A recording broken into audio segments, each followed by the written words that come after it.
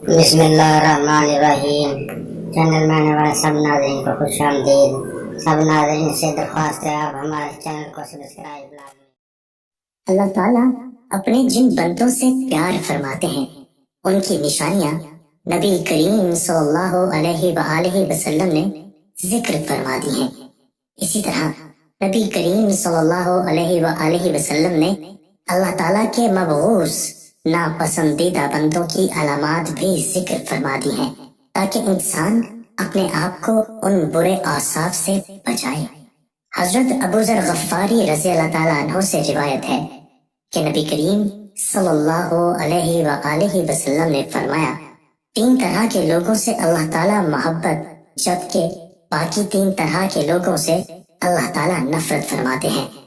جن سے اللہ تعالیٰ محبت فرماتے ہیں ان میں سے پہلا وہ شخص ہے جو ایسی قوم میں رہتا ہو جس قوم کے پاس کوئی شخص رشتہ داری اور قرابت داری کی بنیاد پر نہیں بلکہ محض اللہ کا واسطہ اور قسم دے کر کچھ مانگنے آیا ہو، اور وہ قوم ایسے شخص کو دینے سے انکار کر دے، اور یہ شخص علیحدگی میں اس مانگنے والے کی اس طرح مدد کرے کہ اللہ تعالیٰ اور مانگنے والے کے علاوہ کسی کو اس بات کا پتہ نہ چلے۔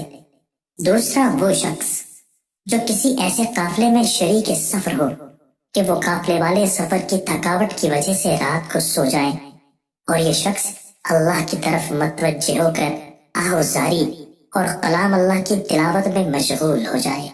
تیسرا وہ شخص جو ایسے لشکر میں شامل ہو جس کو میدان کارساز میں شکست ہو گئی ہو، لیکن یہ شخص بھاگنے کے بجائے سینہ سپر ہو کر آگے بڑھے، یا تو قتل کر دیا جائے یا پھر فتح و نصرت اس کے قدم چوم لے۔ نبی کریم صلی اللہ علیہ وآلہ وسلم نے فرمایا، 3 طرح کے لوگوں سے اللہ تعالیٰ نفرت کا معاملہ فرماتے ہیں۔ پہلا وہ شخص ہے جو بوڑھا ہو جائے پھر بھی زنا کرے۔ دوسرا وہ شخص جو فقیر اور تنگ دست ہو پھر بھی تکبر کرے۔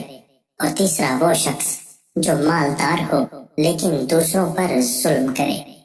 پہلا مبعوث تو وہ شخص ہے جو بوڑھا ہونے کے باوجود زناکاری کا مرتکب ہو۔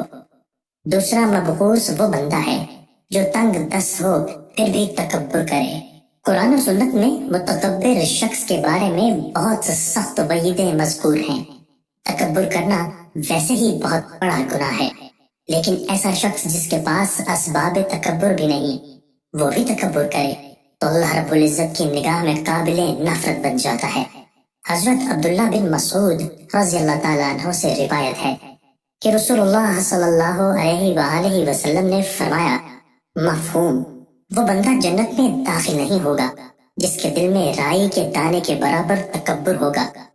اس پر ایک شخص نے سوال کیا کہ بندہ اچھے کپڑے اور اچھے جوتے کو پسند کرتا ہے، کیا یہ بھی تکبر ہے؟ آپ صلی اللہ علیہ وآلہ وسلم نے جواب دیا کہ نہیں، اللہ جمیل ہیں اور حسن و جمال کو پسند فرماتے ہیں۔ تکبر یہ ہے کہ بندہ حق بات کو قبول نہ کرے اور لوگوں کو ذلیل سمجھے۔ صحیح مسلم۔ رسول اللہ صلی اللہ علیہ وآلہ وسلم نے تکبر کا علاج یہ بتلایا ہے کہ بندہ سلام کرنے میں پہل کرے۔ تیسرا مبعوث بندہ وہ ہے جسے اللہ نے مال دیا ہو اور وہ ظلم کرے۔ جو بندہ مالدار ہونے کے باوجود ظلم کرتا ہے وہ اللہ کے ہاں قابل نفرت ہے، کیونکہ مال کا مل جانا محض اللہ کی عطا سے ہے۔ اس کی وجہ سے اور اس کے ہوتے ہوئے کسی پر ظلم کرنا اعلی درجے کی حماقت ہے۔ محدثین کرام رحمت اللہ علیہ نے الغنی الظلوم کی تشریح میں یہ بھی فرمایا ہے کہ اس سے مراد وہ شخص ہے جو دولت مند ہونے کے باوجود بھی قرض خواہوں کو قرض کی ادائیگی نہ کرے، یہ بھی ظلم ہے۔ اللہ کریم ہمیں اپنے محبوب بندوں میں شامل فرمائے اور